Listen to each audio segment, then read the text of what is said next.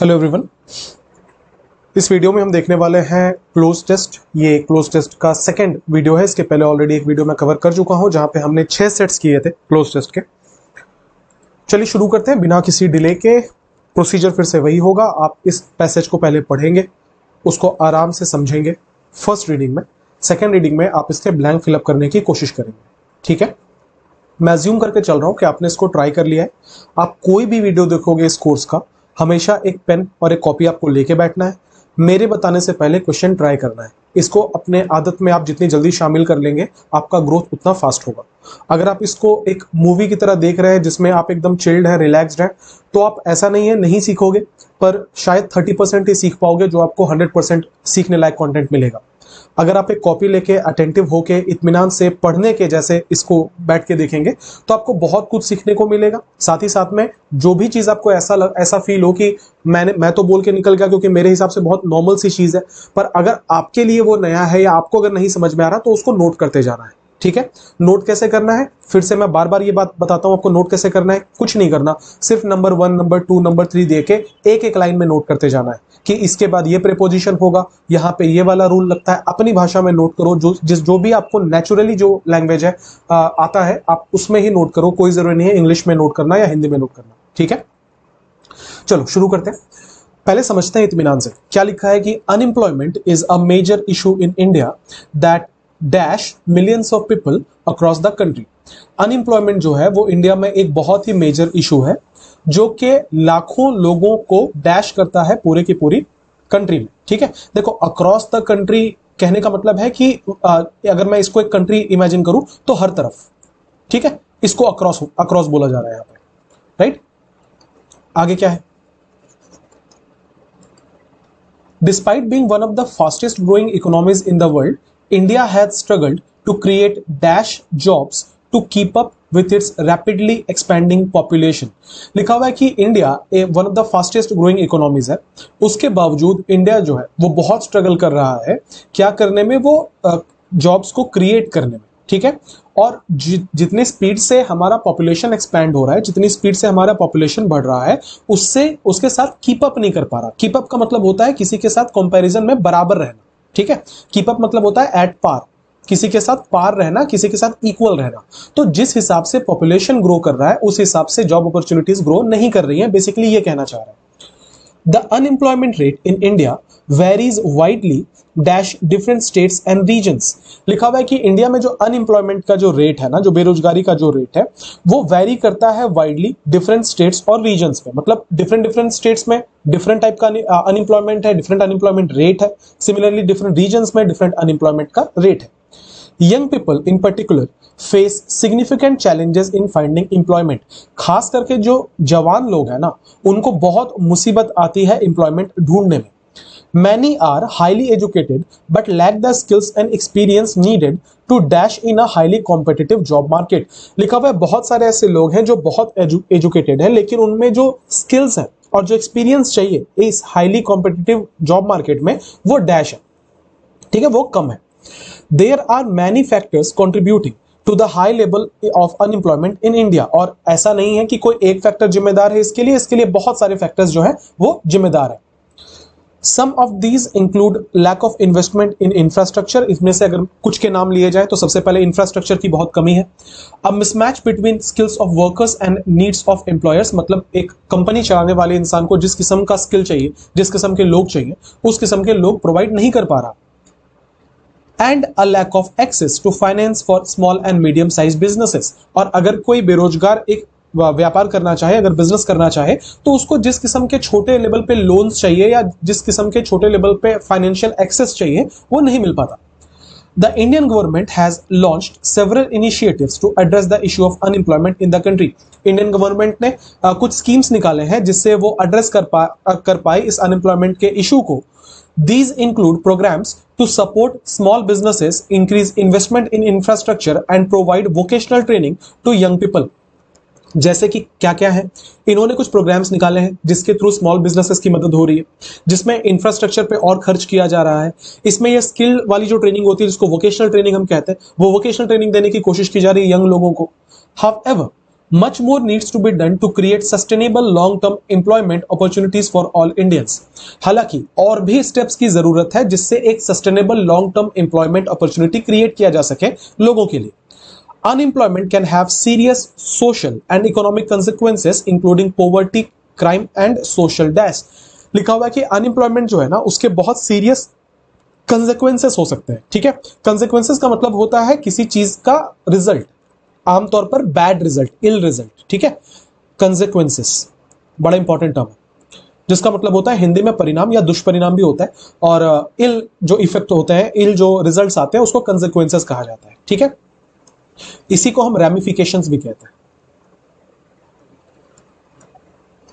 ठीक है, तो क्या लिखा हुआ है कि अनएम्प्लॉयमेंट के बहुत सीरियस कंसेक्वेंसेस हो सकते हैं जिसके अंदर पॉवर्टी भी है, क्राइम भी है और सोशल डैश भी है. ठीक है, वहां क्या फिलअप होगा ये हम लोग देखेंगे.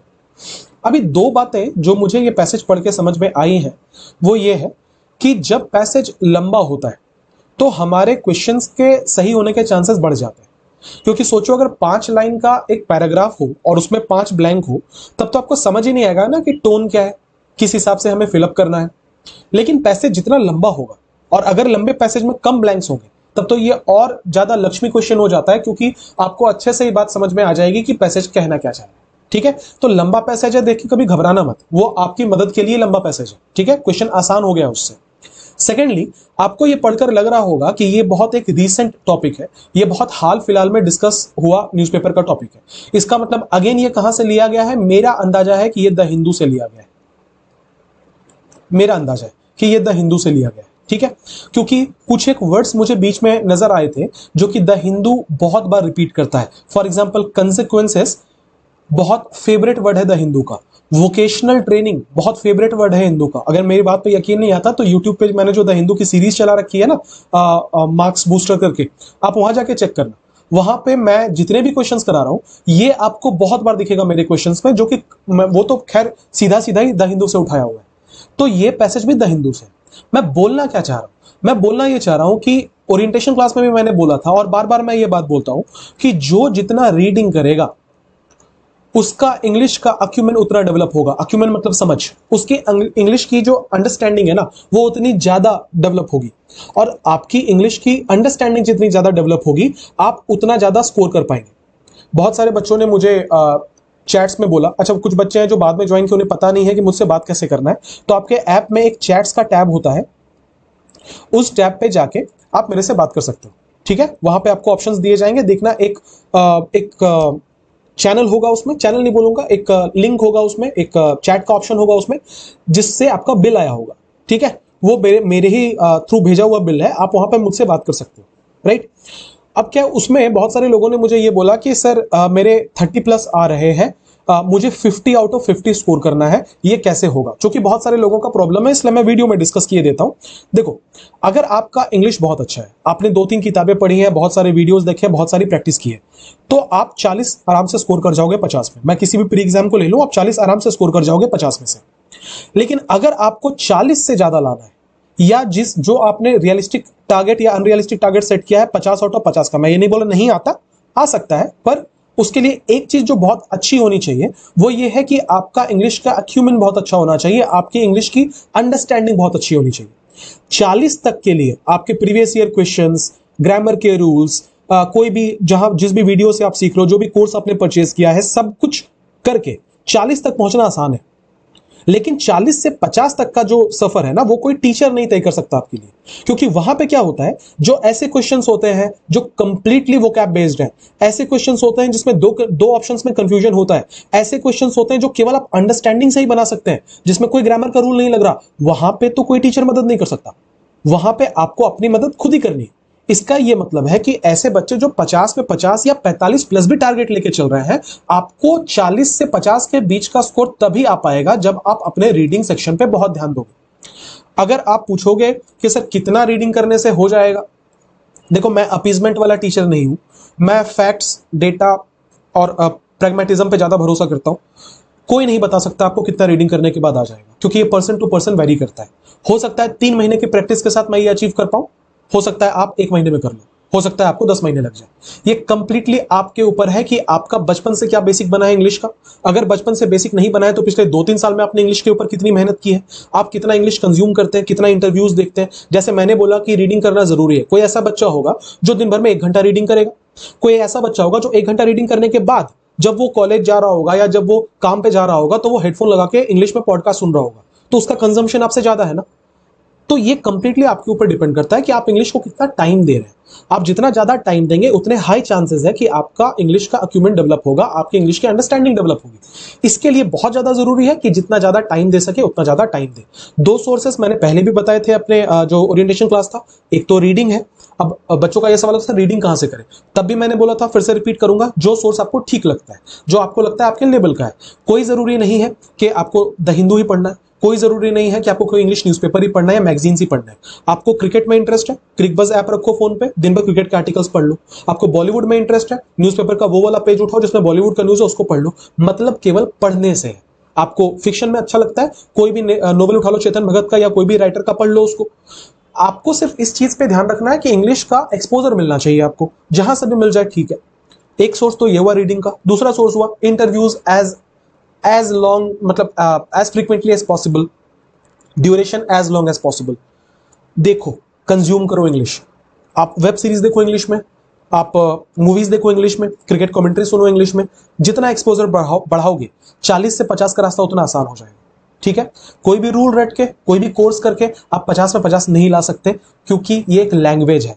बाकी सब्जेक्ट्स का मुझे नहीं पता आ सकता है कि नहीं सकता, मैं अपने अपने सब्जेक्ट के बारे में बात करूंगा। लैंग्वेज में 50 लाना बहुत बहुत मुश्किल है, और ये हर भाषा के लिए लागू है। मैं उर्दू पढ़ा रहा होता तो भी मैं यही बोलता, मैं हिंदी पढ़ा रहा होता तो भी मैं यही बोलता, मैं बांग्ला पढ़ा रहा होता तो भी मैं यही बोलता, या मैं मैंडरीन पढ़ा रहा होता तो भी मैं यही बोलता कि किसी भी हिसाब से कोई भी भाषा सीखना, 100% स्कोर करना बहुत मुश्किल है। ठीक है, उसके लिए बहुत समझ चाहिए भाषा की, जो कैसे डेवलप होगा रीडिंग के साथ। राइट, ये ज्ञान की बात थी, बहुत सारे लोगों का डाउट था, तो मैंने सोचा मैं यहां कवर कर दूं। ठीक है, इसके बाद भी अगर आपके पास कोई सवाल रहता है तो चैट का ऑप्शन हमेशा आपके लिए खुला हुआ है 24/7। आप चैट करके मेरे से कोई भी सवाल पूछ सकते हो, आपकी प्रिपरेशन से रिलेटेड, मेरे वीडियो से रिलेटेड। ठीक है, उसमें बस ये लिमिट है कि मैं उनका ही रिप्लाई करूंगा जो कोर्स के स्टूडेंट है। ए बी, जो चीज मैं पढ़ा रहा हूं उसी से क्वेश्चन पूछिएगा, क्योंकि दुनिया भर की चीजें इंग्लिश में जानने के लिए मैं गूगल तो हूं नहीं कि मैं सब कुछ का जवाब दे पाऊंगा, इसलिए जो मैं पढ़ा रहा हूं मैं उसका जवाब दूंगा।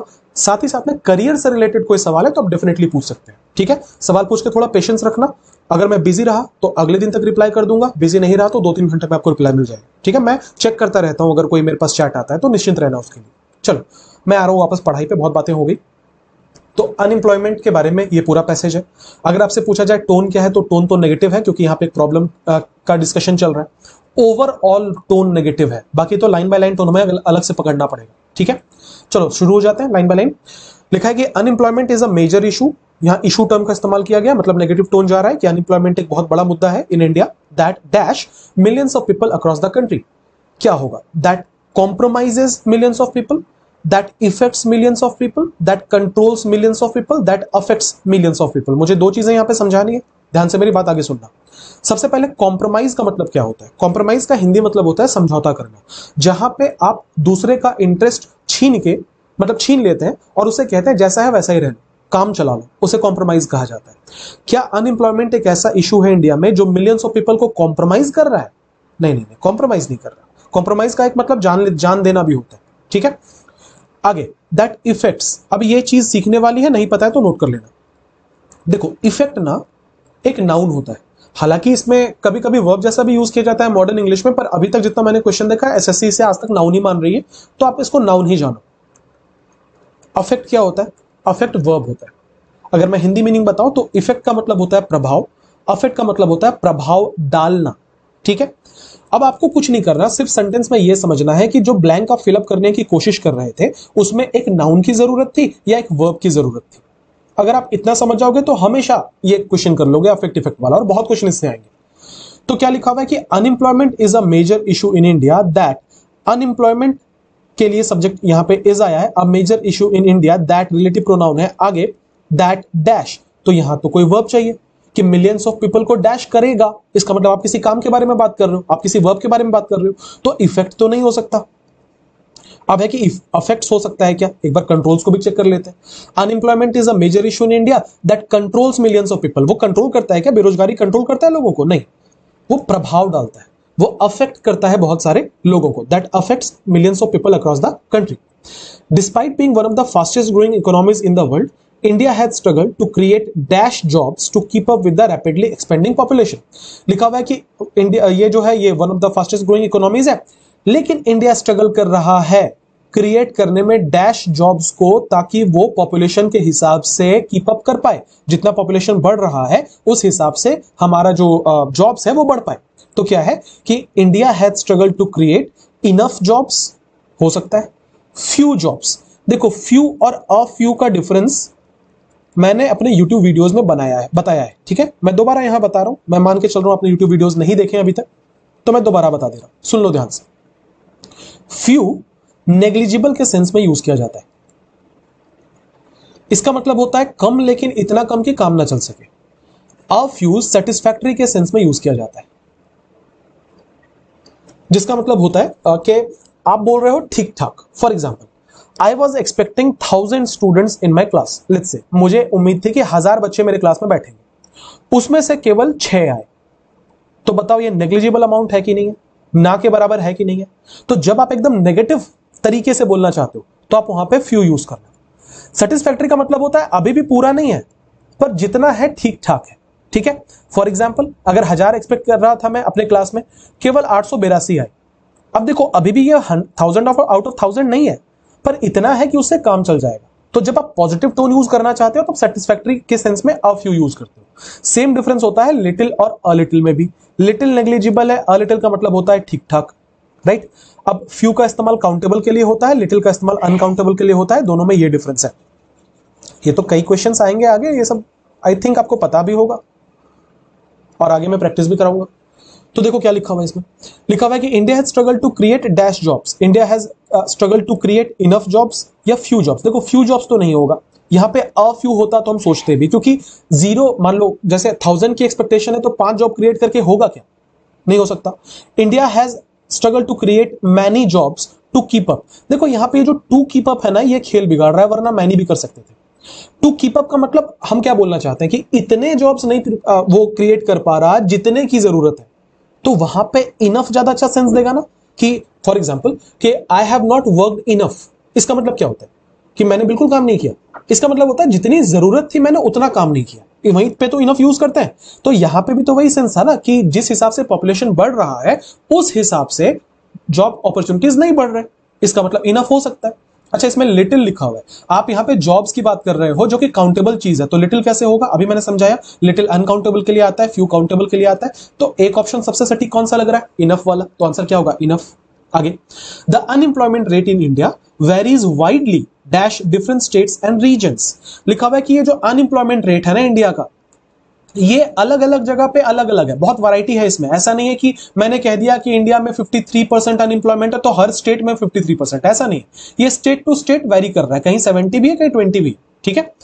तो क्या लिखा हुआ है? The unemployment rate in India varies widely dash different states. क्या होगा? From different states and regions. देखो जहां पे आप फ्रॉम लिखते हो ना और आप दो चीजों का नाम लेते हो तो बीच में टू लिखना पड़ता है। ये बात आपने सुना होगा। फॉर एग्जाम्पल मैं कह रहा हूं कि क्लासेस, एग्जाम्पल है, ठीक है, इसको सीरियसली मत लेना, सुनो ध्यान से। बहुत लोग सुनते नहीं है और ओपिनियन बनाते हैं। ये एग्जाम्पल है, मैं कह रहा हूं कि स्कूल में छुट्टी होती थी ना, तो क्या कहते थे कि 25 तारीख से लेकर 3 तारीख तक क्लासेस ऑफ रहेंगे। तो बोलते थे फ्रॉम 25th टू 3rd। तो फ्रॉम के बाद टू लगाना पड़ता है। आगे तो मुझे कहीं भी टू नहीं दिख रहा भाई, यहां एंड लिखा हुआ है, तो फ्रॉम तो नहीं हो सकता। आगे बढ़ते, लिखा हुआ है कि कहां थे हम लोग? हाँ, the unemployment rate in India varies widely between different states and regions. Between मतलब होता है के बीच, किसी के बीच डिफरेंट है। क्या कंपैरिजन किया गया था स्टेट्स और रीजन्स का आपस में? नहीं, तो बिटवीन नहीं होगा। अच्छा बिटवीन के सेंस में अमंगस्ट का भी इस्तेमाल किया जाता है, तो ये भी नहीं होगा। अक्रॉस हो सकता है, उसका एग्जाम्पल हमने यहां भी देखा था कि चारों तरफ के लिए क्रॉस का इस्तेमाल किया जाता है कि ये जो अनएम्प्लॉयमेंट का रेट है इंडिया में, ये हर तरफ अलग अलग है। सो आप चारों तरफ बोलना चाहते हो, आप अक्रॉस का यूज करो। आगे बढ़ेंगे, young people in particular face significant challenges in finding employment. Many are highly educated but lack the skills and experience needed to dash in a highly competitive job market। लिखा हुआ है बहुत सारे लोग हैं जो बहुत एजुकेटेड है लेकिन उनमें स्किल्स और एक्सपीरियंस की कमी है, जिसकी जरूरत है डैश करने में एक हाईली कॉम्पिटिटिव जॉब मार्केट में, जिसकी जरूरत है एक्सपेल करने में। एक्सपेल मतलब होता है किसी को बाहर कर देना, स्कूल से एक्सपेल होते थे, पता है ना कि स्कूल से नाम काटकर आपको बाहर कर दिया गया, उसको एक्सपेल कहते हैं। तो हाईली कॉम्पिटिटिव मार्केट में स्किल्स और एक्सपीरियंस नहीं है उनके पास, जो जिसकी जरूरत एक्सपेल करने के लिए होती है। एक्सपेल करने के लिए होती है नहीं, जिसकी जरूरत एग्जैजरेट करने के लिए होती है। एग्जैजरेट का मतलब होता है बढ़ा चढ़ाकर बात करना। आपने एक छोटा सा सांप देखा, आपने बोला मेरे घर में एनाकोंडा घुस गया था, ये एग्जैजरेशन है, इसको बोलते हैं एग्जैजरेट करना। तो सेंटेंस क्या था कि बहुत सारे लोग बहुत एजुकेटेड है लेकिन उनमें स्किल्स और एक्सपीरियंस नहीं है जो कि कंपिटिटिव मार्केट में डैश करने के लिए चाहिए। कंपिटिटिव मार्केट को बढ़ा चढ़ाने के लिए चाहिए नहीं, कंपिटिटिव मार्केट को फैलाने के लिए चाहिए। एक्सपैंड मतलब होता है to give it a wide space, फैलाना किसी चीज को, उसको एक्सपैंड कहते हैं। तो वो एक्सपैंड करने के लिए चाहिए नहीं, कंपीट करने के लिए चाहिए, ये सही है। To compete in a highly competitive job market, कि अगर चूंकि जॉब मार्केट बहुत कॉम्पिटिटिव है, आपके पास स्किल है तो आप वहां रह पाओगे, अगर स्किल नहीं है तो फिर आप नहीं रह पाओगे, जॉब नहीं मिलेगी आपको। तो यहां क्या कह रहा है कि बहुत लोग हाईली एजुकेटेड है लेकिन जो स्किल चाहिए वहां कंपीट करने के लिए इस जॉब मार्केट में वो उनके पास नहीं है। सो कंपीट सबसे सटीक है। दूसरा एक और तरीके से आप बना सकते थे, कंपीट के बाद इन लगता है, तो देखो यहां इन लगा हुआ था, सो कंपीट इन होता है, एक्सपैंड इन नहीं होता, एग्जैजरेट इन नहीं होता, एक्सपेल फ्रॉम होता है, इन नहीं होता। ठीक है, तो इसमें से कोई भी ऑप्शन और फिलअप नहीं होता। क्योंकि मैं बीच का हिंदी समझा चुका हूं, मैं डायरेक्टली लास्ट लाइन पे बढ़ूंगा जहां से मैं ब्लैंक फिलअप करना है। लिखा है unemployment can have serious social and economic consequences. Unemployment जो है उनके बहुत ही सीरियस सोशल और इकोनॉमिक परिणाम हो सकते हैं। मतलब ऐसा नहीं है कि ये बहुत छोटा मोटा मुद्दा है, इसके बहुत ही ग्रेव सोशल और इकोनॉमिक कंसिक्वेंसेस हो सकते हैं, जिसके अंदर पॉवर्टी है, बहुत गरीबी आ सकती है अनएम्प्लॉयमेंट की वजह से, क्राइम बहुत बढ़ सकते हैं। ऑब्वियसली पैसे की जरूरत है और कोई सोर्स नहीं है तो आप क्राइम की तरफ ऑटोमेटिकली इंक्लाइन हो जाते हैं। एंड सोशल डैश, क्या एंड सोशल, अच्छा सोचो एक मिनट के लिए ध्यान से सुनो और सोचो। हम बात कर रहे हैं पॉवर्टी की नेगेटिव है, क्राइम के नेगेटिव है, सोशल डैश, क्या हम यहां पे कोई पॉजिटिव वर्ड भर सकते हैं? क्या हम अनएम्प्लॉयमेंट के फायदे गिना रहे हैं कि अनएम्प्लॉयमेंट के नुकसान गिना रहे हैं? ऑब्वियसली नुकसान गिना रहे हैं। इसका मतलब ये नुकसान है पॉवर्टी, ये क्राइम नुकसान है, तो यहां पे भी कोई नुकसान वाला वर्ड होना चाहिए। इसका मतलब यह है कि यहां पे कोई नेगेटिव टर्म भराएगा। पहला ऑप्शन कोहेजन, कोहेजन का मतलब होता है टू स्टे टुगेदर, एक साथ रहना, मिलजुल कर रहना। तो क्या कह रहा है कि अनएम्प्लॉयमेंट से ना हमारी एकता बढ़ती है, हम सब साथ आते हैं अनएम्प्लॉयमेंट की वजह से, सॉलिडेरिटी बढ़ती है हमारी। सही है क्या? नहीं। सोशल स्टिग्मा, स्टिग्मा का मतलब होता है टेंट, जिन्हें नहीं पता इंग्लिश में उसे टेंट बोलते हैं, हिंदी में हम लोग जिसको कलंक बोलते हैं ना, कलंक नहीं इश्क है, क्या गाना था वही वाला। तो ये जो कलंक है ना, इसको स्टिग्मा कहा जाता है। तो क्या कह रहे हैं कि अनएम्प्लॉयमेंट के बहुत सीरियस कंसिक्वेंसेस हो सकते हैं, पॉवर्टी है, क्राइम है और सोशल या बदनाम हो सकते हैं। अब देखो ये हो तो सकता है, पर आप सोच के देखो कि सोशल बदनामी क्या ग्रेव लग रहा है आपको? पॉवर्टी बहुत ग्रेव है, मतलब बहुत डेंजरस है, क्राइम बहुत डेंजरस है और समाज में बदनामी हो जाएगी, ये थोड़ा हल्का नहीं हो गया? आगे बढ़ते हैं, और कोई टर्म अगर कोई नहीं हुआ तो फिर ये आंसर होगा। सोशल अनरेस्ट, अनरेस्ट का मतलब होता है डिस्टर्बेंस, कि पूरे के पूरे समाज में डिस्टर्बेंस आएगी, बेचैनी आ जाएगी। ये तो ठीक लग रहा है भाई कि दंगे भी होंगे और भी तरह के क्रिमिनल एक्टिविटीज होंगे, तो अनरेस्ट तो आएगा सोसाइटी में। सॉलिडेरिटी वही वाली बात है, कोहेजन वाली, एकजुटता नहीं। अब दोनों में से कौन सा ज्यादा सटीक है? आंसर अनरेस्ट है, क्योंकि स्टिग्मा जैसे मैंने बताया बहुत हल्का हो जाएगा, स्टिग्मा मतलब बदनामी, तो सोशली बदनाम हो जाएंगे, ये कोई बड़ा फैक्टर नहीं है। ठीक है, सेंटेंस से कंटेक्स्ट में मैं बोल रहा हूं, बड़ा फैक्टर नहीं। आगे बढ़ते हैं, पैसेज नंबर 2 पर आते हैं। मैं अज्यूम करके चल रहा हूं कि आपने इसे पढ़ लिया है, ट्राई कर लिया है, तो अब मैं इसका सोल्यूशन बता रहा हूं। लिखा हुआ है speech is a great dash but it can be a great curse, for while it helps us to make our desire and intentions known to our fellows, it can also, if we use it carelessly, make our attitude completely misunderstood।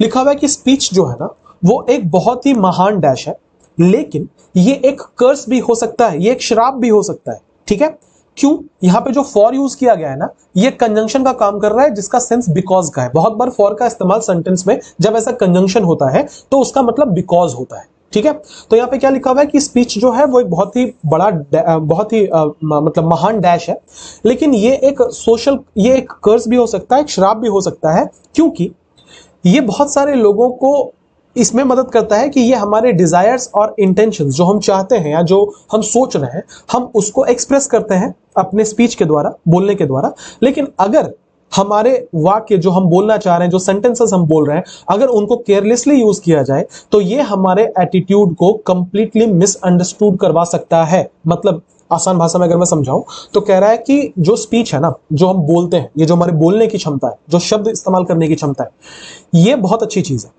लेकिन ये बहुत ही ज्यादा dangerous चीज हो सकता है, बहुत ही बड़ा श्राप हो सकता है अगर हम इसको समझदारी से इस्तेमाल ना करें।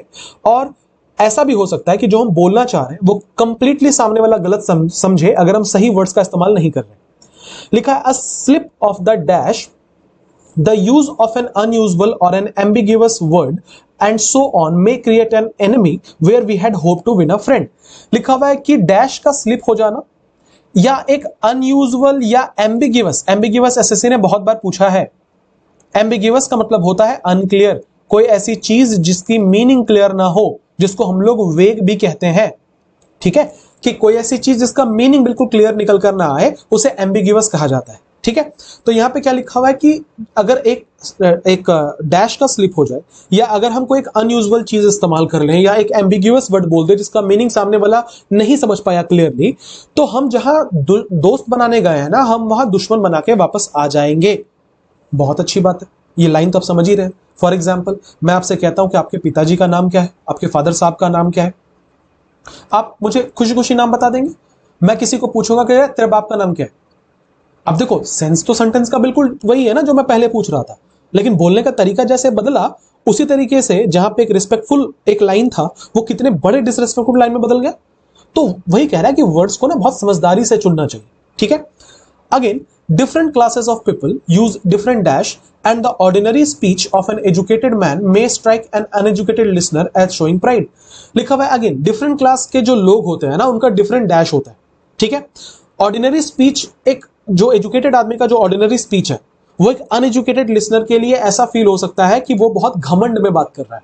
ठीक है, अनविटिंगली, जिसका मतलब है मजाक की बात नहीं है, we may use a word which bears a different meaning for our listener from what it does to men of our own class।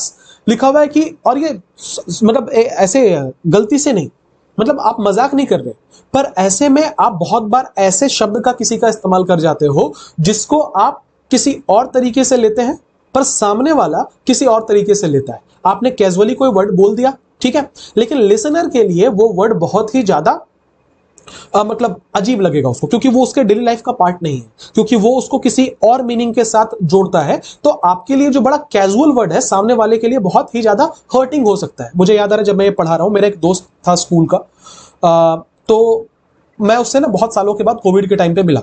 ठीक है, तो क्या हुआ कि तब तक आदतें तो बदल जाती हैं। मैं चूंकि बहुत ज्यादा मतलब व्हाइट कॉलर जॉब के लाइन में घुस गया, तो मेरे स्पीच पे उसका शायद फर्क पड़ा, और मैं उतनी गालियां या ये सब नहीं सुनता नॉर्मली, या कोई अपशब्द जैसी भाषा कम सुनता हूं as compare to other people. तो उससे क्या हुआ कि ये जो एक टर्म वो ना बार बार बोलने में यूज करता, औकात। ठीक है, शायद उसका फेवरेट वर्ड बन गया होगा बहुत बार सुनने की वजह से।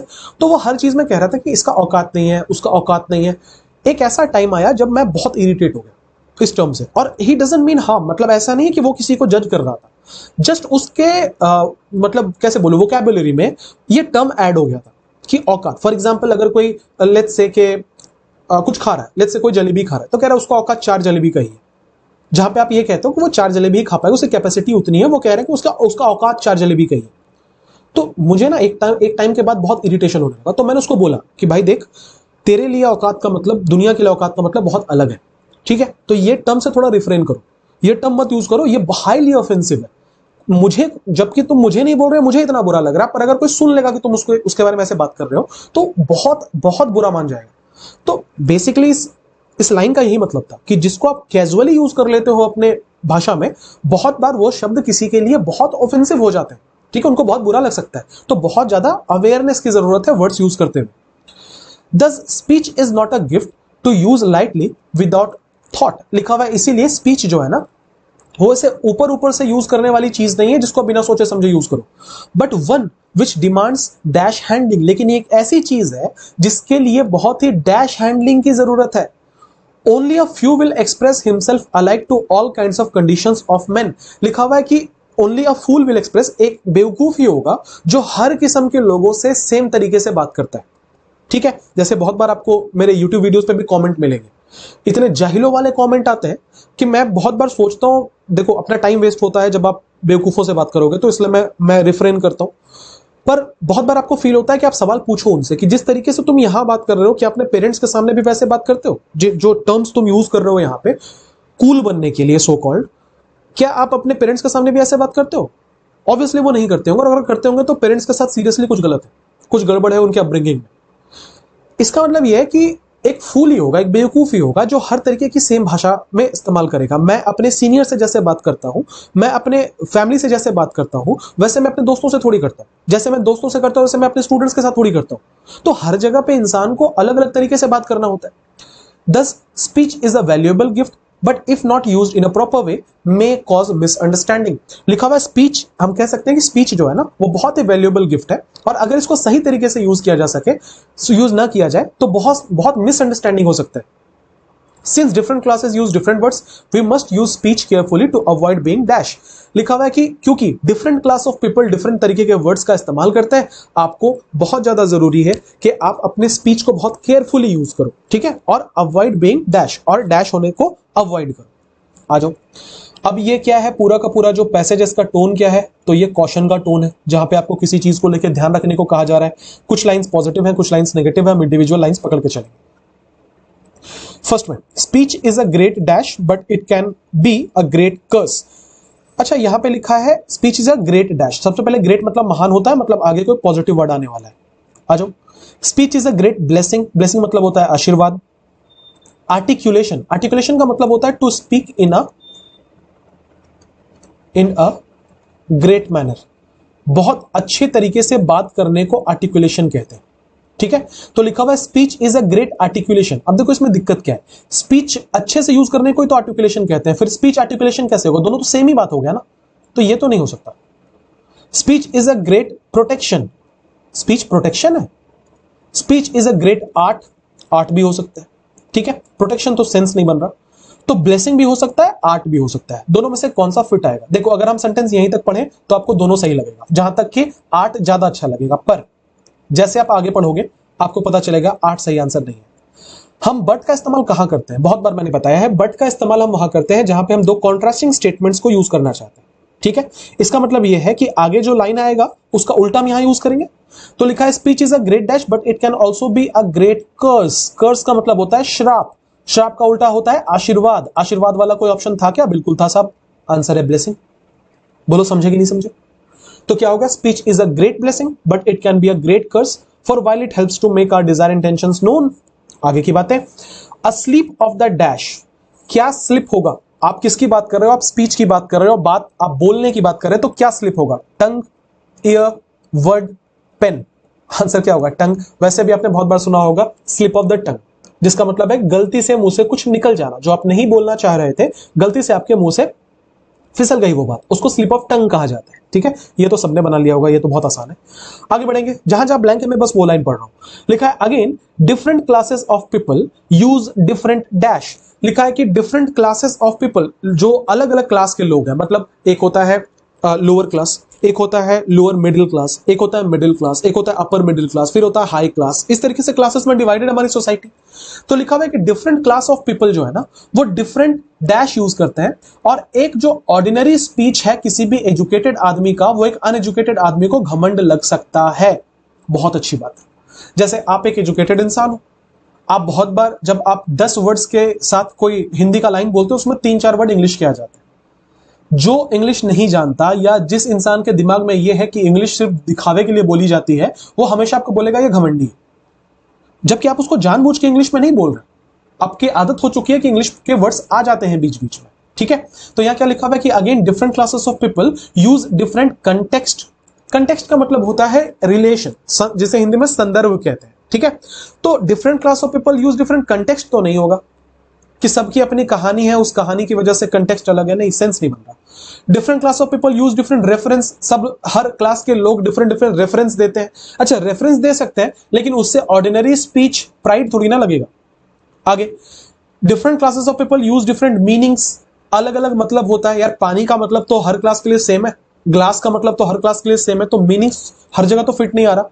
अगला वोकैबुलरीज, ये आंसर हो सकता है कि डिफरेंट क्लास ऑफ पीपल जो है ना वो डिफरेंट वोकैबुलरीज यूज करते हैं। मतलब हो सकता है कि आप मतलब थोड़ा सा बेसिक इंग्लिश यूज करना चाहते हो, तो आप बोल रहे हो कि यार बड़ा सरप्राइज था मैं डिसीजन को देख के, मैं थोड़ा सा एडवांस यूज करना चाह रहा हूं, मैं बोलूंगा यार बड़ा फ्लैबरगैस्टेड था यार, आई वाज कंप्लीटली फ्लैबरगैस्टेड। अब आपको लगेगा भाई फ्लैबरगैस्टेड बोल रहा है, देख रहा है शो ऑफ कर रहा है, इंग्लिश आता है तो इसको। ऐसा नहीं है, हो सकता है कि उसकी समझ इंग्लिश की वहां तक पहुंच गई कि उसके लिए फ्लैबरगैस्टेड बहुत आसान शब्द हो गया है। ठीक है, इसका मतलब यह है कि वोकैबुलरी टर्म यहां पे फिट आ रहा है। आगे बढ़ेंगे। The speech is not a gift to use lightly without thought but one which demands dash handling. अच्छा, क्या होगा, क्या हैंडलिंग होना चाहिए? सेंटेंस का कंटेक्स्ट देखो क्या है कि स्पीच जो है एक ऐसा गिफ्ट है जिसको एकदम कैजुअली नहीं यूज करना, लेकिन ऐसी चीज है जिसको डैश हैंडल की जरूरत है, जिसको फर्म हैंडलिंग की जरूरत है। फर्म मतलब होता है टाइट, जिसको टाइट हैंडलिंग की जरूरत है, नहीं जिसको अटेंटिव हैंडलिंग की जरूरत है, बहुत ध्यान में रख के हैंडल करने की जरूरत है। तो अगर ध्यान में रख के हैंडल करने की जरूरत है, उसके लिए तो हम केयरफुल बोलेंगे ना, कि बहुत केयरफुल हैंडलिंग की जरूरत है। बहुत मतलब आप केयरलेसली यूज नहीं कर सकते, आपको हर एक चीज का ध्यान रखना पड़ेगा। अगला है सीरियस। देखो आंसर अगर आप देखोगे तो हिंदी हिंदी करके अगर बनाते हो तो अटेंटिव भी होगा, केयरफुल भी होगा, सीरियस भी होगा। लेकिन आपको भी पता है, यही बात होती है कि आप क्या रीड करते हो, कितना रीडिंग करते हो। अगर आप बहुत रीडिंग करते हो, आपको पता है कि केयरफुल हैंडलिंग होता है, जिसका मतलब होता है चीजों को बहुत संभाल के यूज करना, उसको केयरफुल हैंडलिंग कहा जाता है। तो वही बोला जा रहा है कि स्पीच को बहुत केयरफुली हैंडल करना होता है। ठीक है, आगे बढ़ेंगे। Since different classes use different words we must use speech carefully to avoid being dash. लिखा हुआ है कि डिफरेंट क्लासेस जो है ना वो डिफरेंट वर्ड्स का यूज करते हैं, इसीलिए हमें बहुत केयरफुली, देखो यहां पे फिर से वही बात है, केयरफुली टर्म आया कि बहुत केयरफुली हमें स्पीच को हैंडल करना है, ताकि ऐसा ना हो हम बच सके किससे, टू अवॉइड बीइंग प्रेज्ड। कोई हमारी तारीफ ना कर दे, हम तारीफ से बच पाए, है तारीफ से बच पाए। कोई हमारी आलोचना ना कर दे, कोई हमें क्रिटिसाइज ना कर दे, हम उससे बच पाए। हम क्रिटिसाइज पूरे पूरे के पूरे जो हमने स्टोरी पढ़ी या जो पैराग्राफ पढ़ा, वहां पे क्या क्रिटिसिज्मेंट का एंगल था?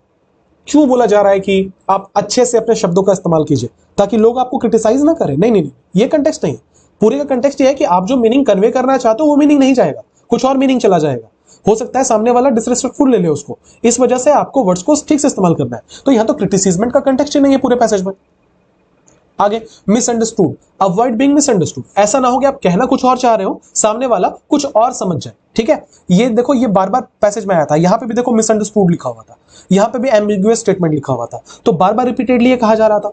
अगला कंडेम्ड, कंडेम्ड का मतलब भी होता है क्रिटिसाइज्ड, ये दोनों सिनोनिम है, जिनको नहीं पता नोट कर लेना, कंडेम्ड और क्रिटिसाइज दोनों सिनोनिम है, जिसका मतलब होता है आलोचना करना। तो ये आंसर नहीं, तो सेम रीजन से ये भी आंसर नहीं है। आंसर कौन सा होगा? मिसअंडरस्टूड होगा। उम्मीद करता हूं आपको समझ में आ गया ये पैसेज भी। बढ़ेंगे हम पैसेज नंबर 3 की तरफ। क्या लिखा है?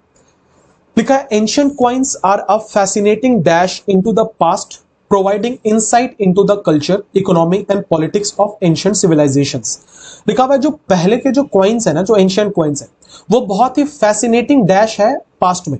ठीक है, providing insight into the culture, economy and politics of ancient civilizations. जो जिससे हमें क्या मिल रहा है? हमें ये इनसाइट मिल रहा है। इनसाइट का मतलब होता है किसी चीज को लेके इंफॉर्मेशन।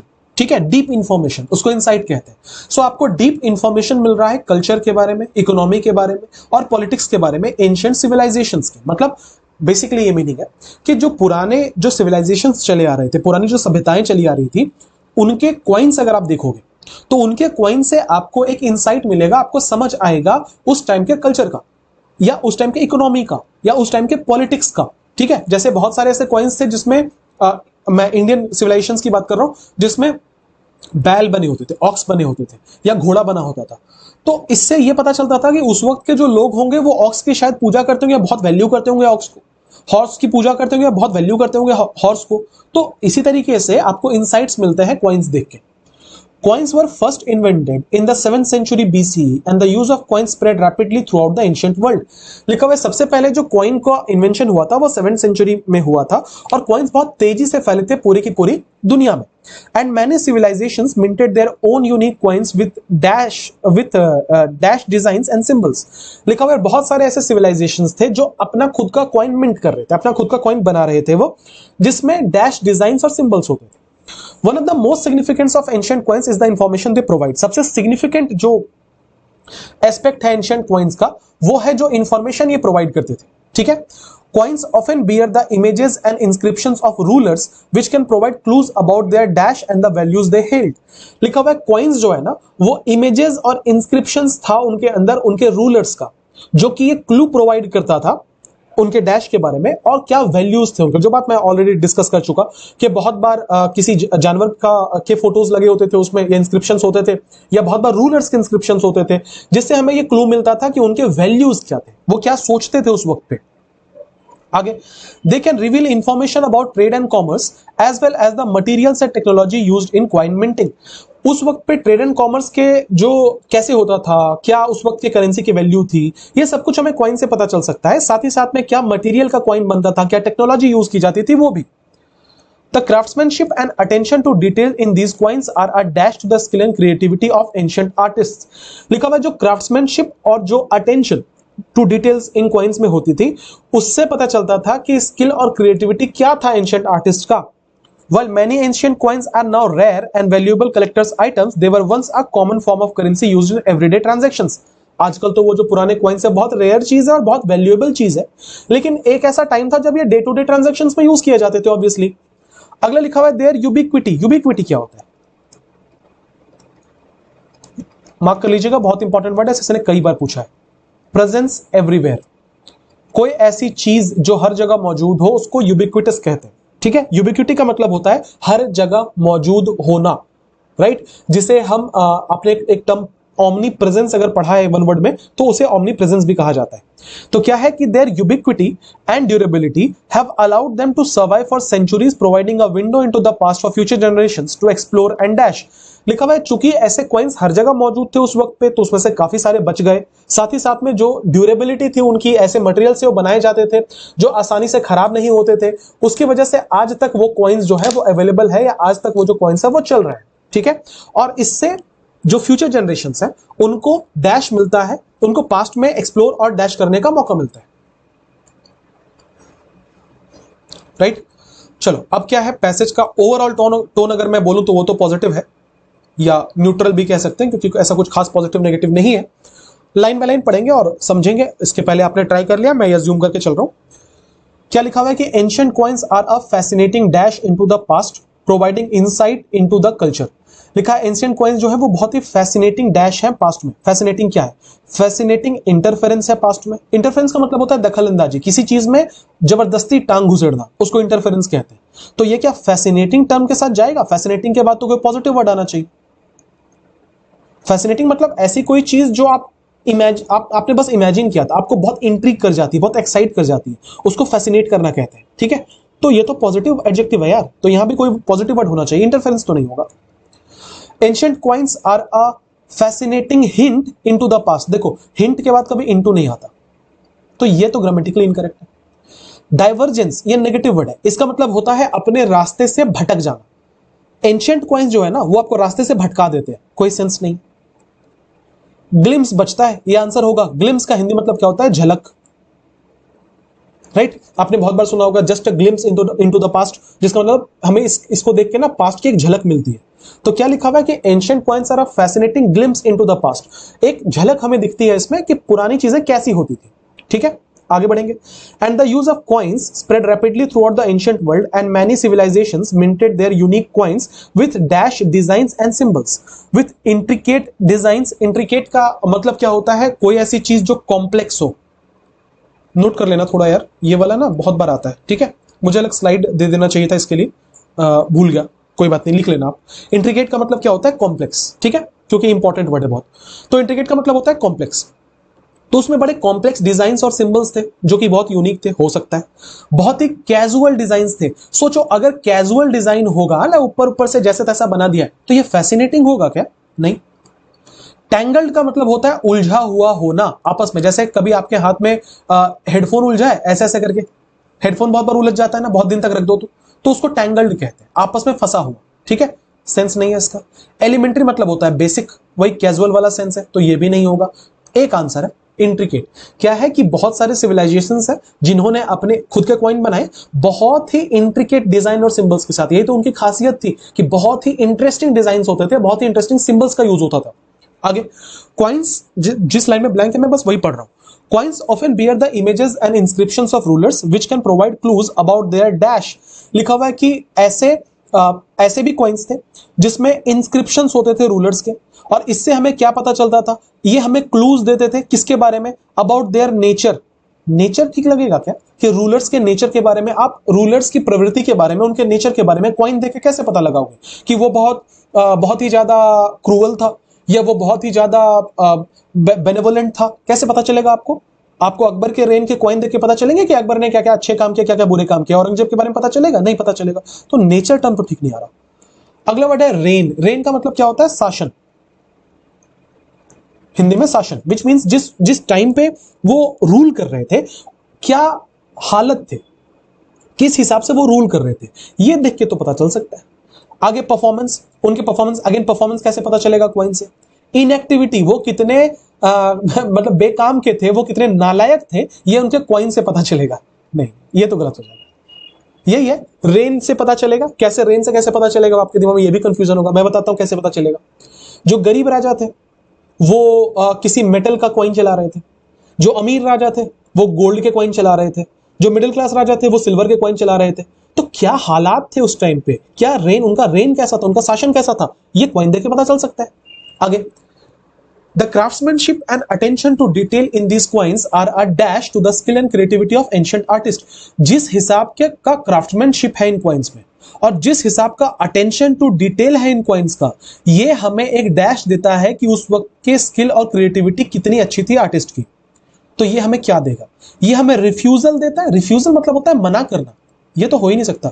ये हमें कमिटमेंट दिखाता है कि कितने कमिटेड थे वो, ठीक है। तो क्राफ्ट्समैनशिप और अटेंशन जो डिटेल है वो एक कमिटमेंट दिखाता है, कमिटमेंट टू द स्किल, या कमिटमेंट टू समबडी होता है। आप किसी चीज के लिए कमिट होते हो, स्किल का वो एक प्रूफ हो सकता है पर वो कमिटमेंट नहीं हो सकता। कंफ्यूजन नेगेटिव वर्ड है। टेस्टामेंट, टेस्टामेंट हो सकता है। टेस्टामेंट का मतलब क्या होता है? प्रूफ। जरा फिलअप करके देखो तो यहां पे प्रूफ कि the craftsmanship and attention to detail in this coins are a proof to the skill, कि वो एक प्रूफ थे कि कितना स्किल था उनमें, कितनी क्रिएटिविटी थी वहां के आर्टिस्ट में। तो टेस्टामेंट तो बिल्कुल ठीक है। आगे बढ़ेंगे। Their ubiquity and durability have allowed them to survive for centuries, providing a window into the past for future generations to explore and dash। लिखा हुआ है कि चूंकि वो हर जगह पे अवेलेबल थे, उनकी ड्यूरेबिलिटी कॉइन्स की बहुत ज्यादा थी, तो ये एक विंडो प्रोवाइड करता है, मतलब ये एक मौका देता है बेसिकली फ्यूचर जनरेशंस को कि वो पास्ट में हुई चीजों को एक्सप्लोर करें और डैश करें। क्या करें? रिप्लेनिश करें। रिप्लेनिश का मतलब होता है रिफिल, कोई चीज जो खत्म हो गई हो उसको फिर से भर लेना, रिफिल करना। अच्छा, मतलब कॉइन्स जो है वो मौका देता है कि फ्यूचर जनरेशंस पास्ट जनरेशंस को रिफिल करें। नहीं, सेंस नहीं है। उनको वर्शिप करें। क्या हम पुराने जनरेशंस के कॉइन्स को वर्शिप कर रहे हैं?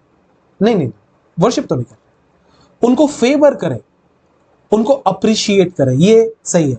अभी देखो यहां पे भी अप्रिसिएशन की बात तो हुई थी कि जिस किस्म का क्राफ्ट्समैनशिप था, क्या शानदार क्राफ्ट्समैनशिप था। आज भी हम ताजमहल देखते हैं, लाल किला देखते हैं, अप्रिशिएट करते हैं कि पुराने जनरेशंस ने कितना अच्छा आर्किटेक्चर दिखाया है। ठीक है, इसका मतलब यहां पे सही क्या हो सकता है? अप्रिशिएट हो सकता है। उम्मीद करता हूं कि यहां तक की बात क्लियर है। आगे बढ़ेंगे, पैसेज नंबर 4 पर आएंगे। मैं उम्मीद कर रहा हूं फिर से कि आपने बना लिया है। लिखा है the solar system is made up of the sun, planets, moons, asteroids and comets that dash around it. लिखा हुआ है सोलर सिस्टम किससे बना है? ये सूरज से बना है, प्लैनेट से बना है, मून से बना है, एस्टेरॉइड से बना है, कॉमेट से बना है, जो इसके चारों तरफ डैश करते हैं। Its mysterious and wonders have captured the imagination of people from all walks of life। लिखा हुआ है कि इसके अंदर जो मिस्ट्रीज है ना, कि सूरज कैसे इतना गर्म है, कैसे इतना चमकता है, या जो वंडर्स है, उसने लोगों के इमेजिनेशन, हर ऑल वॉक्स ऑफ लाइफ मतलब हर किस्म के इंसान के इमेजिनेशन को इसने कैप्चर किया हुआ है। And it continues to be an area of active research and exploration. लिखा हुआ है कि और ये आज भी एक बहुत ही बड़ा एरिया है जहां पे एक्टिव रिसर्च, मतलब आज भी रिसर्च चल रहा है, लोग एक्सप्लोर कर रहे हैं सन को। The sun is at the centre of the solar system and is the largest object in it. जो सन है वो सोलर सिस्टम के एकदम बीच में है और लार्जेस्ट ऑब्जेक्ट है सोलर सिस्टम का। The 8 planets in the solar system dash Earth orbit around the sun in nearly circular paths। लिखा हुआ है कि ये जो 8 planets है ना सोलर सिस्टम के, अर्थ को डैश करते हुए वो ऑर्बिट करते हैं सन के आसपास सर्कुलर पाथ्स में। मुझे ऐसा क्यों लग रहा है कि मुझे एक ब्लैंक का आंसर मिल गया है? ब्लैंक नंबर 1 देखना, देखो पढ़ते पढ़ते आंसर मिल गया। क्या लिखा हुआ था? The solar system is made up of the sun, planets, moons, asteroids and comets that dash around it. और यहां लिख दिया ऑर्बिट अराउंड द सन। इसका मतलब ऑर्बिट हमारे ऑप्शन में अगर है तो आंसर होना चाहिए form, orbit, stick, fly. Answer कौन सा होगा? ऑर्बिट। क्वेश्चन में ये आंसर था। आगे बढ़ेंगे। While the sun is at the center of the solar system and dominates its gravitational pull, each planet has its own unique set of characteristics that makes it a fascinating object to study. लिखा हुआ है कि जबकि सन जो है वो एकदम solar system के बीच में है और ग्रेविटेशनल पुल को डोमिनेट करता है, हर प्लैनेट का अपना खुद का कुछ फीचर है, खुद के कुछ कैरेक्टरिस्टिक्स हैं जो बहुत फैसिनेटिंग बनाते हैं इसको एक ऑब्जेक्ट की तरह जिसको स्टडी करने लायक है। मतलब प्लैनेट्स को भी बेसिकली बहुत ही फैसिनेटेड है हम लोग प्लैनेट्स के साथ भी, और हम लोग बहुत सारे स्टडी प्लैनेट्स के लिए ऑलरेडी कर रहे हैं और करने लायक सब्जेक्ट भी है। Each planet in the solar system has unique characteristics and features. Her planet जो है solar system का उसके बहुत ही खास features हैं। Dash planets such as Mercury and Venus are small and rocky, while others like Jupiter and Saturn are much larger and made up mostly of gas. लिखा हुआ है कि डैश प्लैनेट्स जैसे कि मर्क्यूरी और वीनस ये जो है ये स्मॉल और रॉकी हैं, छोटे हैं और बहुत पथरीले हैं, जबकि जो जुपिटर है और जो सैटर्न है ये बहुत ही बड़े हैं और उनके अंदर गैस भरी हुई है।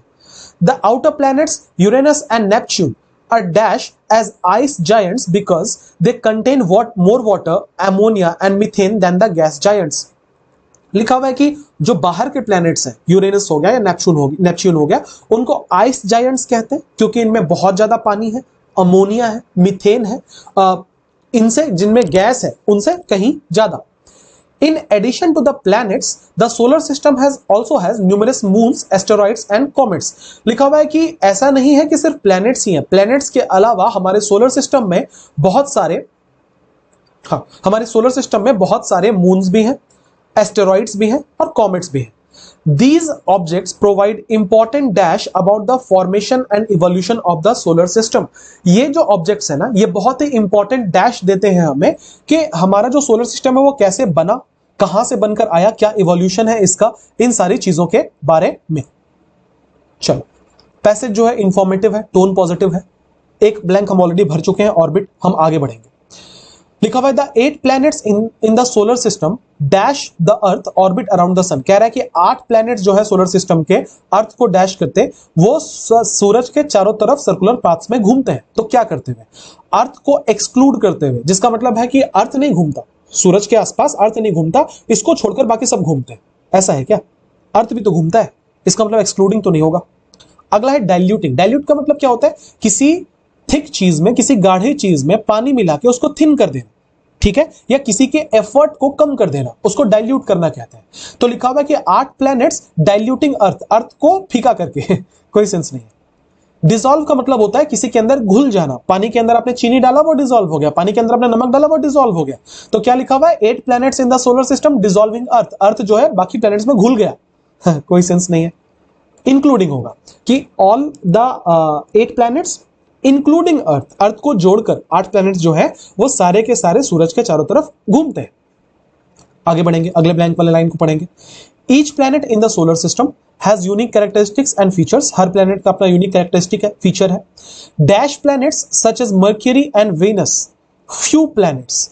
लिखा हुआ है फ्यू प्लैनेट्स। अभी इसी वीडियो में मैंने आपको सिखाया था कि जब हम 1000 में से 6 की, अब ये 6 नंबर में एग्जाम्पल दे रहा हूं, 6 फिक्स नहीं है, मतलब आप अगर नेग्लिजिबल क्वांटिटी की बात करोगे तो वहां पे फ्यू का इस्तेमाल होता है, ये नेगेटिव सेंस में यूज किया जाता है।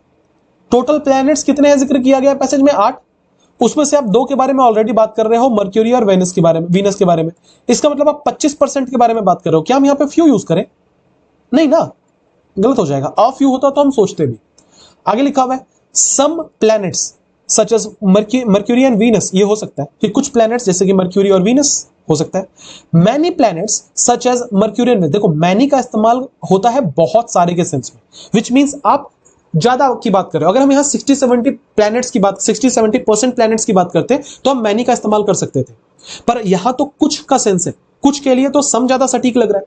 आगे लिखा हुआ है अलॉट प्लैनेट्स। यार अलॉट के बाद ऑफ भी तो होगा, तभी तो अलॉट ऑफ प्लैनेट्स बोल पाएंगे। ये भी नहीं है, ये भी नहीं है। आंसर सबसे ज्यादा सही सम लग रहा है कि some planets such as Mercury and Venus are small and rocky while others like Jupiter and Saturn are much larger and made up mostly of the gas. The outer planets Uranus and Neptune are dash as ice giants are dash as are classified as, मतलब अगर सारे के सारे planets को classify किया जाए, अगर कोई एक पर्टिकुलर कैरेक्टरिस्टिक पकड़ के अगर उनको अलग अलग किया जाए तो हम इनको आइस जायंट्स बोलेंगे क्योंकि इनमें ज्यादा पानी है। तो क्लासिफाइड एज तो मीनिंग के हिसाब से बिल्कुल ठीक लग रहा है, कंटेक्स्ट के हिसाब से भी सटीक लग रहा है, और क्लासिफाइड के बाद एज भी होता है तो हो तो सकता है। हम आगे ऑप्शन भी चेक कर लेंगे। लिखा हुआ है आर मैग्नीफाइड एज। मैग्नीफाई का मतलब होता है किसी छोटी चीज को बड़ा करके शो करना। आपने सुना होगा मैग्नीफाइड इमेज, फिजिक्स में पढ़ा होगा क्लास 9 में, मैग्नीफाइड इमेज जिसका मतलब होता है किसी चीज का बड़ा इमेज। तो लिखा हुआ है कि the outer planets Uranus and Neptune are magnified as ice giants, मतलब हम उनको बड़ा करके दुनिया के सामने लेके आते हैं कि आइस जायंट्स हैं। ऐसा कुछ नहीं है, बड़ा करने की बात कहां से आ गई। आर रेस्ट्रिक्टेड, उन्हें रोक दिया जाता है ये बोल के कि तुम आइस जायंट्स हो, नहीं। आर इंडल्ज्ड, इंडल्ज्ड मतलब होता है involved, so are involved as ice giants, उन्हें इन्वॉल्व किया जाता है आइस जायंट्स बोल के, नहीं। आर क्लासिफाइड एज, मतलब अगर सबको अलग अलग करके रखा जाए, अगर सबको एक कैरेक्टरिस्टिक के बेसिस पर डिवाइड किया जाए तो उनको डिवाइड किया जाता है एज आइस जायंट्स। देखो इसका कंटेक्स्ट आपको यहीं से मिलना स्टार्ट हो गया था कि दो प्लैनेट्स का नाम लिया, बोला ये स्मॉल और रॉकी है तो ये एक तरीके के हो गए। जुपिटर एंड सैटर्न जो उनमें गैस भरा तो ये एक तरीके के हो गए। फिर यूरेनस नेपच्यून आइस जायंट से एक तरीके के हो गए, तो इसी को तो क्लासिफिकेशन कहते हैं। ये तो क्लासिफाइड हो रहा है, मीनिंग समझ में आ रहा है। आगे बढ़ेंगे। In addition to the planets, the solar system also has numerous moons, asteroids and comets. These objects provide important dash about the formation. Important क्या? Important sets about the formation, important derivations about the formation, important clues about the formations, important biases about the formation. सबसे पहले important biases नहीं होगा, या negative word है। बायस का मतलब होता है जब आप किसी के तरफ ऑलरेडी इंक्लाइंड होते हो क्योंकि आपका इंटरेस्ट होता है उसमें, उसको बायस कहते हैं। बार बार मैं एग्जांपल देता हूं। मान लो किसी कंपटीशन का मैं जज हूं, मेरा कोई बहुत अच्छा दोस्त उसमें पार्टिसिपेंट है और साथ ही उसमें एक अजनबी कोई इंसान पार्टिसिपेंट है, तो मेरा जजमेंट तो हमेशा अपने दोस्त की तरफ होगा ना, क्योंकि मेरे बायस होंगे उसकी तरफ, मैं उसकी तरफ ऑलरेडी इंक्लाइंड होऊंगा। ये तो नेगेटिव टर्म है, ये तो नहीं हो सकता, यहाँ पॉजिटिव टर्म चाहिए था। लिखा है कि इन ये जो ऑब्जेक्ट्स हैं, मून्स, एस्टेरॉइड्स, कॉमेट्स, ये इंपॉर्टेंट इंफॉर्मेशन देते हैं।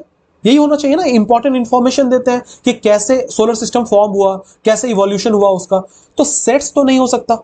डेरिवेशंस मतलब होता है कहां से कोई चीज बनकर आई, तो इंपॉर्टेंट डेरिवेशंस देंगे, इंपॉर्टेंट फॉर्मूलाज देंगे, नहीं, इंपॉर्टेंट क्लूज देंगे। क्लूज या हिंट्स या इंफॉर्मेशन, ये सेंस बन रहा था, राइट। तो आंसर क्या होगा? इंपॉर्टेंट क्लूज देते हैं। होपफुली ये भी क्लियर है आपको। बढ़ेंगे पैसेज नंबर 5 की तरफ। मैं जरा पानी पी लूं, जल्दी से ट्राई कर लो।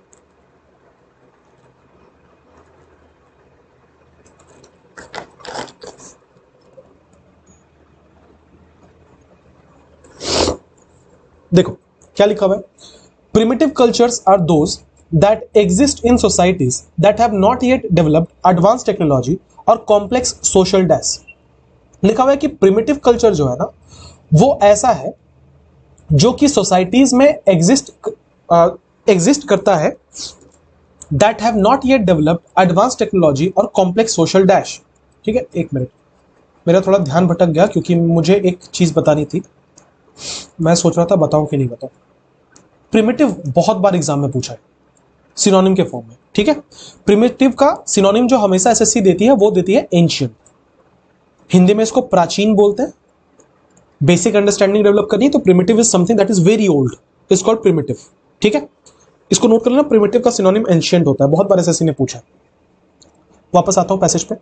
लिखा है primitive cultures are those that exist in societies that have not yet developed advance technology और कॉम्प्लेक्स सोशल डैश।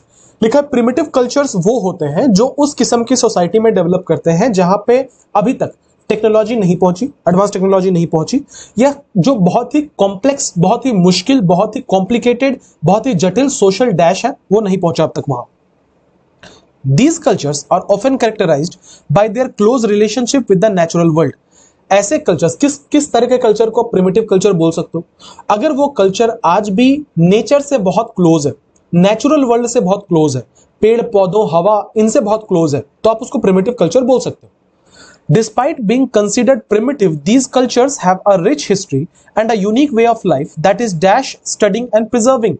लिखा हुआ है कि आप कहने को इनको प्रिमिटिव कह दो, प्रिमिटिव मतलब ओल्ड फैशन, बहुत पुराना, आप कहने को इनको बहुत पुराना कह दो, प्राचीन कह दो, लेकिन ये कल्चर्स के बहुत ही रिच हिस्ट्री है और जीने का एक यूनिक तरीका है जो आज भी पढ़ने लायक है और प्रिजर्व करने लायक है। ठीक है, मतलब ऐसी चीजें जिसके ऊपर रिसर्च होनी चाहिए और इसको प्रिजर्व करके रखना चाहिए।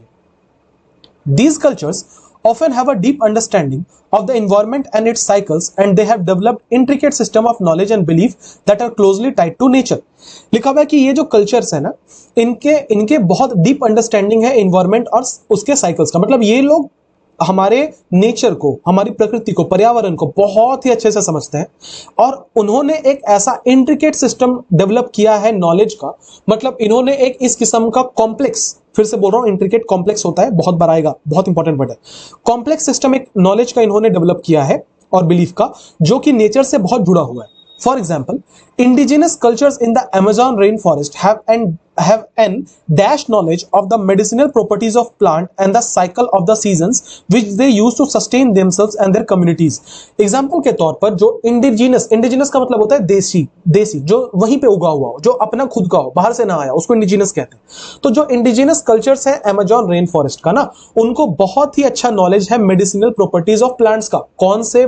कौन सा प्लांट का कौन सा अंग खाने लायक है, उसके क्या बेनिफिट्स है हमारी हेल्थ पे, उनको उसका बहुत अच्छा अंडरस्टैंडिंग है उसकी। ठीक है, साथ ही साथ में वो लोग सीजन के साइकिल्स को समझते हैं, कब बारिश होगी, कब धूप आएगी, कब बारिश नहीं होगी, कब बाढ़ आने की संभावना है। नेचर के साथ उनका ऐसा कनेक्ट है कि ये सारी बातें वो आराम से समझ लेते हैं। Another important aspect is that these cultures often have complex systems of kinship and social hierarchy. लिखा हुआ है कि और भी एक इंपॉर्टेंट एस्पेक्ट है कि इनका जो कल्चर है ना, ये बहुत कॉम्प्लेक्स है किनशिप के ऊपर। किनशिप का मतलब आपस में एक दूसरे से बहुत ज्यादा बनता है इनका, और एक सोशल हायरार्की है कि इसका लीड कौन करेगा इस ट्रूप को, उसके बाद कौन लीड करेगा, ये हायरार्की चलती है उनकी।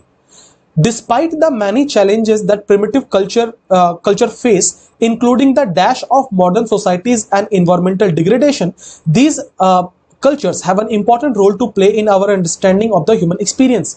लिखा हुआ है कि इसके बावजूद कि बहुत सारे challenges फेस करने पड़ रहे हैं इनको, खास करके मॉडर्न सोसाइटीज का जो डैश है या जो इन्वायरमेंटल डिग्रेडेशन है, जो हम जो इन्वायरमेंट बर्बाद कर रहे हैं एज ए ह्यूमन बीइंग, ये इनके लाइफ पे बहुत असर पड़ रहा है इसका। इन कल्चर्स का बहुत इंपॉर्टेंट रोल है ये समझने के लिए, इस अंडरस्टैंडिंग के लिए ह्यूमन एक्सपीरियंस का, कि कैसा अनुभव रहा है जब से इंसान इस दुनिया में आया है। ठीक है, और क्या क्या चीजें इन लोगों ने जंगल में रह के सीखी हैं या नेचर के आसपास में सीखी है जो हमें अब तक नहीं पता। दे offer a different dash on the world and it's complexities. वो दुनिया को लेके उनका एक डैश है जो कि जानना चाहिए हमें भी। ठीक है, and their traditional and knowledge have the potential to inform and enrich our modern lifes. और जो इनके ट्रेडिशंस है, जो इनका नॉलेज है, उनमें यह काबिलियत है कि वो हमारे मॉडर्न लाइफ्स को ना बहुत एनरिच कर सकते हैं, मतलब हमें बहुत फायदा पहुंचा सकते हैं। ठीक है, पैसेज का टोन क्या है भाई, ओवरऑल तो पॉजिटिव है। बाकी हम लोग लाइन बाय लाइन देखेंगे किसके बारे में बात की गई है। प्रिमिटिव कल्चर्स बेसिकली जो आज भी जो जंगल में रह रहे कम्युनिटीज हैं, जो ट्राइब्स हैं, वो उनका कितना इन्फ्लुएंस है नेचर के ऊपर, हमारी सोसाइटी के ऊपर, कैसे डेंजर है उनको, इसी के बारे में ये पूरा का पूरा पैसेज है। आइए एक एक लाइन पढ़ के समझते हैं और फिलअप करने की कोशिश करते हैं। लिखा है, primitive cultures are those that exist in societies that have not yet developed advance technology और कॉम्प्लेक्स सोशल डैश। क्या होगा?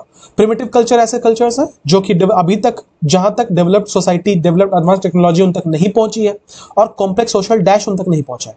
कॉम्प्लेक्स सोशल बॉर्डर्स नहीं पहुंचा है, कॉम्प्लेक्स सोशल आउटलाइंस नहीं पहुंचा है, कॉम्प्लेक्स सोशल स्ट्रक्चर्स नहीं पहुंचा, कॉम्प्लेक्स सोशल कॉन्फ़िगरेशंस नहीं पहुंचा। अगेन ये वो वाली बात है कि आप कितना रीडिंग करते हो, आपको पता है आंसर कौन सा है, स्ट्रक्चर्स। हमेशा हम बात करते हैं अपने सोशल स्ट्रक्चर की।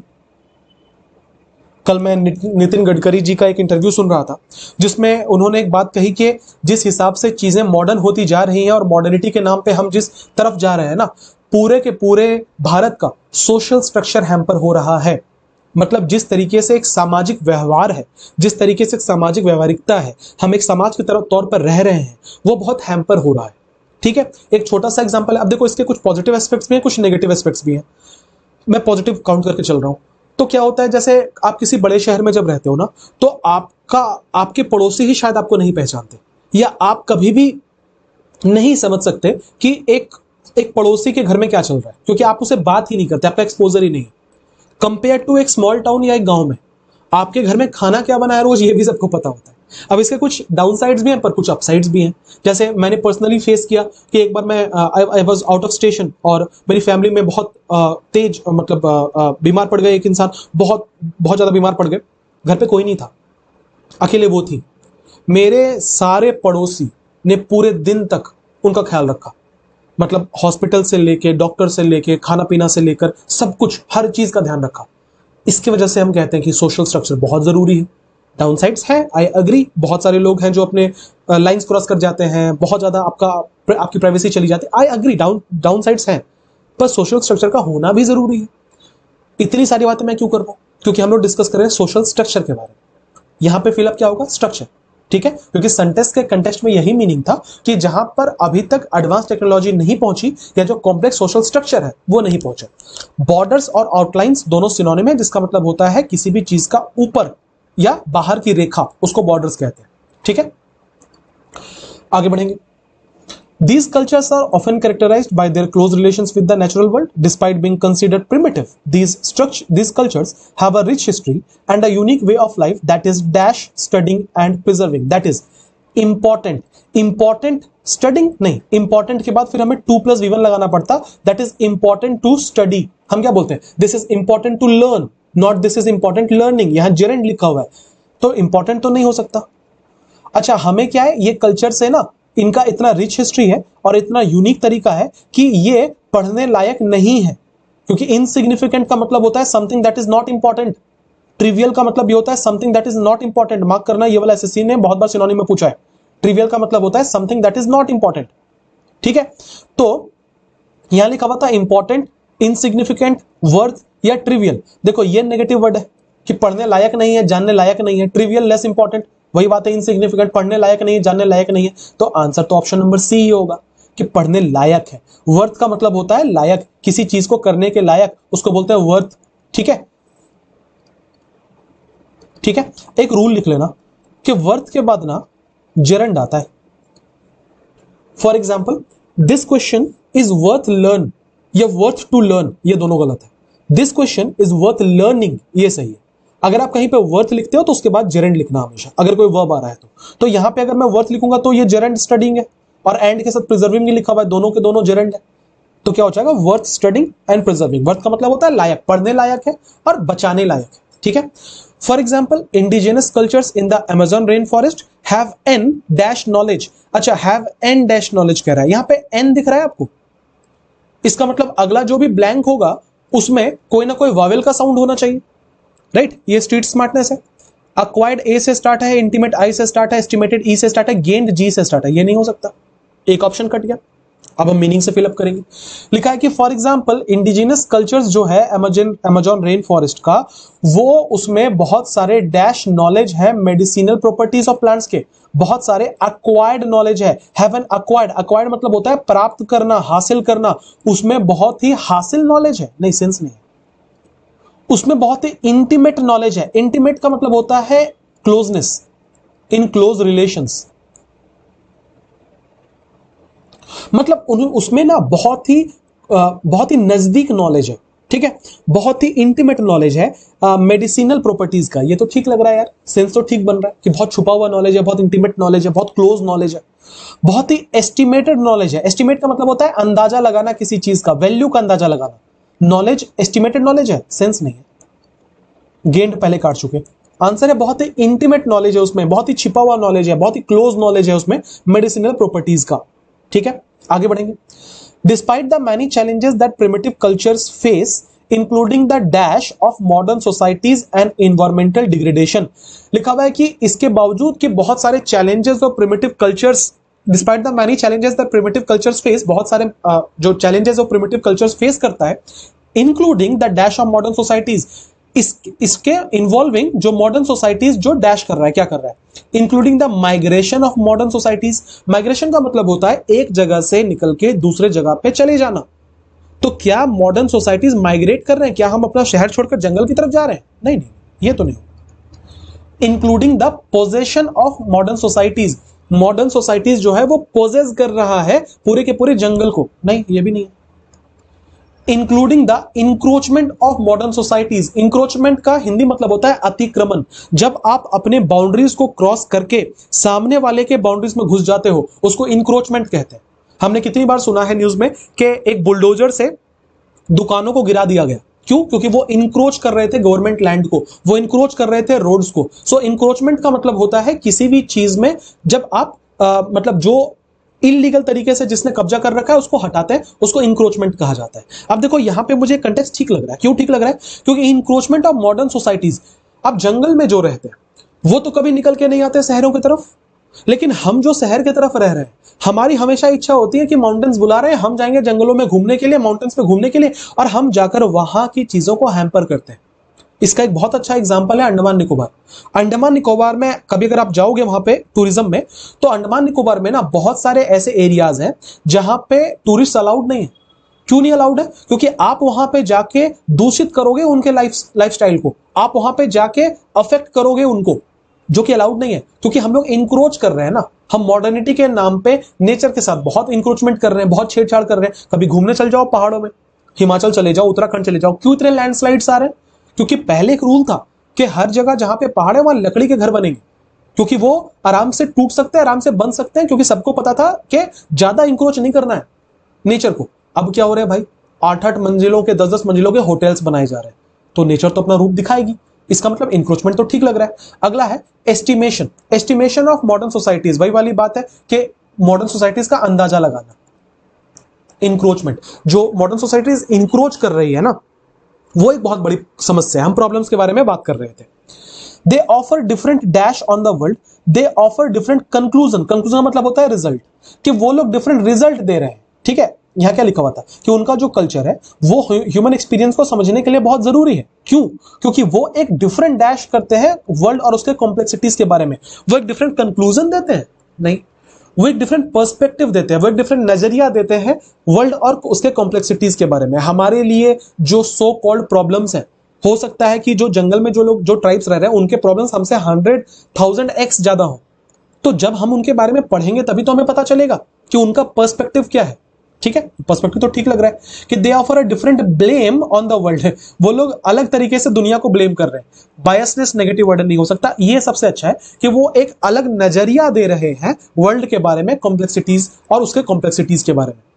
उम्मीद करता हूं ये भी क्लियर है। बढ़ेंगे अगले वाले पैसेज पे।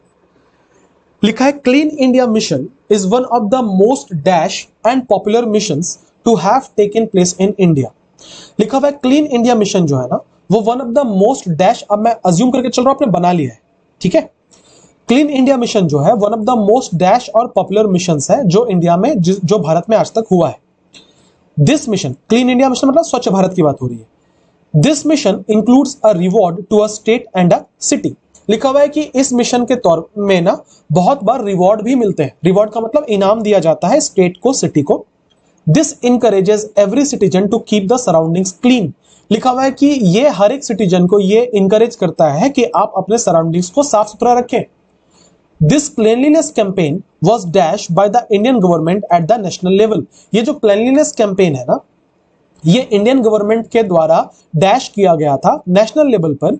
Dash all the rural towns and urban cities, हर गांव हर शहर को डैश करके। Its primary objective is to spread awareness and importance of cleanliness. इसका जो सबसे प्राइमरी ऑब्जेक्टिव है, मतलब ये लॉन्च क्यों किया गया था, इसका सोल पर्पस ये था कि, या सबसे पहला पर्पस ये था कि ये अवेयरनेस फैलाए, जागरूक करे लोगों को साफ सुथरा रहने से क्या फायदा होता है उसको लेके। Slogans are written on the banners and pictures are painted in a very attractive manner to evoke the feeling of cleanliness. लिखा हुआ है कि बैनर्स पे स्लोगन्स लिखे जाते हैं और पिक्चर्स पेंट किए जाते हैं बहुत अट्रैक्टिव मैनर पे, ताकि लोगों को क्लीनलीनेस की इंपॉर्टेंस बताई जा सके, लोगों को यह समझाया जा सके कि साफ सुथरा रहने से कितना फायदा होता है। After that a major objective was to teach citizens to dash off waste mindfully. लिखा हुआ है इसके बाद जो अगला मेजर ऑब्जेक्टिव था, पहला ऑब्जेक्टिव तो यह था कि अवेयरनेस फैलाई जाए, दूसरा ऑब्जेक्टिव यह था कि सिटीजन्स को यह सिखाया जा सके, यह बताया जा सके कि जो वेस्ट है, जो कचरा है, उसको माइंडफुली डैश करने से क्या फायदा होता है, and to provide basic dash, और उनको बेसिक डैश फैसिलिटीज प्रोवाइड की जा सके। For this wet and dry dustbins are kept by every citizen whether it is home or office। लिखा हुआ है उसके पर्पस के हिसाब से जो वेस्ट और जो ड्राई डस्टबिन्स है वो रखे गए हर ऑफिस में, हर जगह पे, हर घर में, ताकि लोग समझ पाए कि कौन से कचरे को किस हिसाब से अलग करना है या किस हिसाब से उसको खत्म करना है। मेरे मुंह में आंसर आ रहा है पर मैं बोलना नहीं चाह रहा। ठीक है, चलो आ जाओ, ब्लैंक फिलअप करेंगे। लिखा है clean India mission is one of the most dash and popular missions to have taken place in India। Clean India mission is one of the most insignificant, मतलब होता है something that is not important। तो ये तो negative term है, हमें यह क्या चाहिए? अगर आप पॉपुलर मिशन बोल रहे हो तो यहां पे भी तो कोई पॉजिटिव वर्ड होगा। ऊपर से हम सबको पता है स्वच्छ भारत अभियान बहुत ही सक्सेसफुल मिशन था, इसका मतलब कोई पॉजिटिव वर्ड आना चाहिए। तो यहां तो ये नेगेटिव वर्ड है, मीनिंगलेस, जिसका कोई मतलब ही नहीं निकला। हमारे प्राइम मिनिस्टर पागल है जो उन्होंने क्लीन इंडिया मिशन लॉन्च किया था, कोई मीनिंग नहीं है इसका।